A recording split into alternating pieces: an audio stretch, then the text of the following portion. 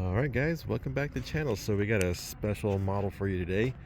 This is a Hobby King models MIG-17 90mm. Banana Hobby sells the same model. So my friend Justin Link did this model a couple years ago, well probably a few years ago now honestly, and he was the first person to do this paint scheme. He did this paint scheme, and then all of a sudden when Banana Hobbies reintroduced this model, they came out with this scheme, and Justin, to my knowledge, was the only person that had ever done it.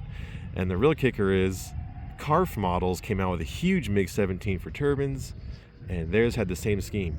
I mean, I can't blame them. I don't know if they copied him or not, but this scheme is fantastic, and Justin did a really great job on the weathering. He did panel lines and weathering and stuff. The model had a bad landing that ripped one of the gear out and broke a couple little things and did a little damage to it, and it sat around for a long time, and Justin gave it to Bentley for Christmas this year, so we got it from him. Huge thank you to Justin for doing that for Bentley. He loves it so far, and yeah, we're gonna take it up and show you guys how it flies. This is a little bit different though. This isn't a stock model anymore, so I kind of always wanted to do this to one of these, but I put a 80mm in it. It's got an E-Flite 2100 kV 12 blades, so the same power system that comes in the F-16, the new one. So it's in-runner, 100 amp ESC, but I also made a couple other changes to the model.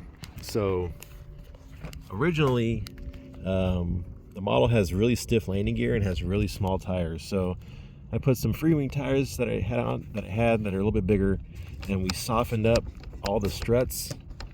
So now it's nice, and they actually suspend. They actually do things now. Stock, they're so stiff they don't even hardly move, and you can see it when it sits down. It sits down real nice. And like I said, Justin did a fantastic job on this model. So anyways, did the landing gear mods. We have to do some cosmetic repairs still. I didn't fix any of that. I just replaced a flap servo, fixed the landing gear, adjusted the gear, and then put the fan in it. I did make a Mylar tailpipe. So this also has the RC Geek pilot. Really sweet cockpit that Justin did up, and then the RC Geek afterburner ring. It doesn't have the center burner in it right now, but I'll probably put one in at some point. But you can see the Mylar tailpipe that I made, a little bit smaller than stock. But anyways, this airplane flies really, really well, even with the crazy amount of warp that's in this wing. So look how much trim this thing carries. Kind of crazy, but it flies fantastic. Oh, and I should mention that it's got an AS3X receiver in it now. So we got a little bit of gyro action going on. I got it mounted right here on the side of the inlet wall. So anyways, we're using Roaring Top 6250s. We can run a 7000. I got plenty of room to move the battery back. Justin had about 1.5 ounces of lead in the nose. I took that out, and the fan is a little bit lighter, so I think overall it's 3 or 4 ounces lighter than it was before, which is nice. But you'll see the performance is really nice, and I'm getting close to 5-minute flight times out of a 6250. So this is a good size model, and with the 80mm it flies great. So same 80mm that's in the X1 model. So if you know how well that thing flies, you'll see just how nice this thing flies, even though the ducting is not optimal. But anyways, let's take it for a rip. Also, the original fan sounded atrocious in this thing. This sounds much nicer. I will mention that I have the gear doors unplugged right now, because the one door was closing too quickly and it was locking the gear up, so I unplugged it and left them open, which I think is causing a very interesting whistle as it flies by at full power. So, all right.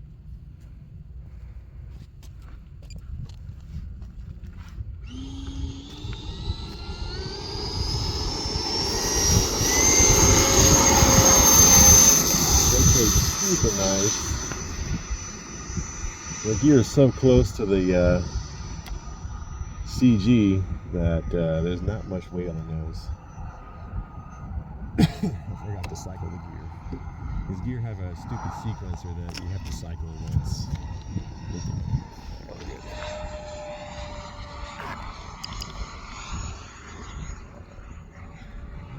these now.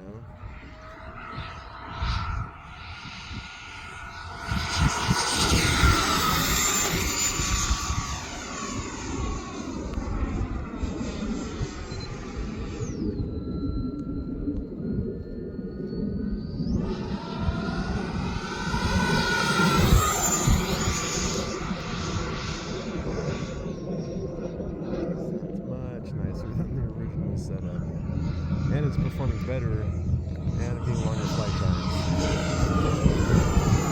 Guys, inverted, minimal effort, which is really nice. The ailerons are actually a little slow, honestly, and I got them maxed out. I mean, they're not terrible, but they're good for flying smooth. If you want a real snappy roll, it's not quite there. This is only my second flight with the model, so I'm still sort of getting used to it. Look how sharp it stops. Oof. That AS3X is putting in work, son.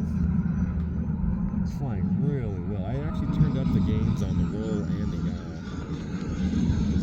It does get a little wing rock when you get it kind of slow, so it's helping take some of that out. Let's try that 4.8.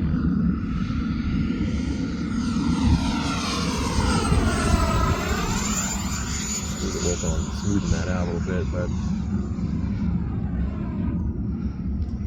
it's not a rocket ship, but it's a pretty big model actually for an 80. And with that high sweep angle, it's kind of like a Delta. They bleed a lot of speed off in the turns.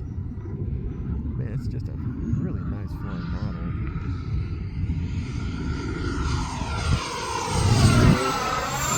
The CG is really good where it's at. It's pretty neutral, which is the way I like it, but it's really smooth. It's do a touch on it for you guys here. You guys can see that suspension work. It's actually pretty sweet to watch the gear sort of suspend and balance as it goes down the runway. It's full flap.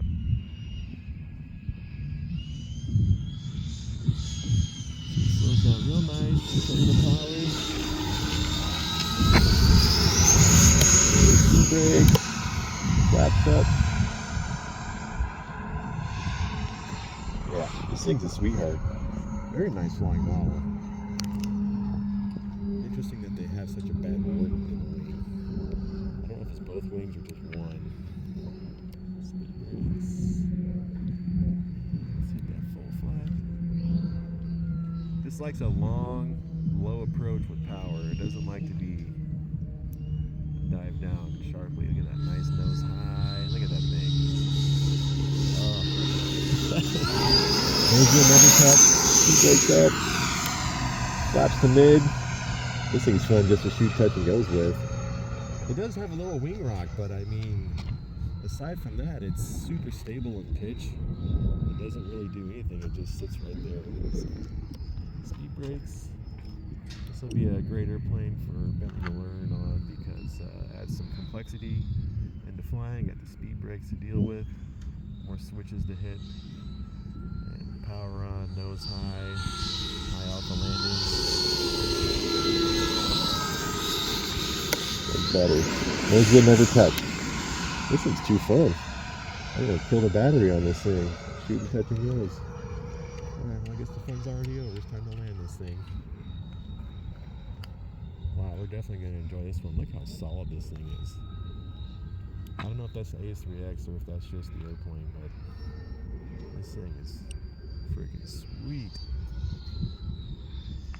I used to be a MiG-17 guy, but honestly, MiG-17s are really growing on me. That thing pulled up behind alpha.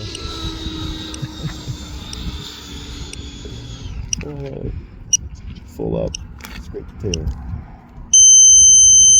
Well, that thing is really sweet. You're definitely going to see more content on the channel of this one. We got to get it fixed up, get the body work all fixed, get the paint touched up, and do something about those gear doors because it's been brought up before, but the gear doors on servos and they're kind of annoying. They shouldn't even close when the gear are down, but they close when the gear are down, which is interesting.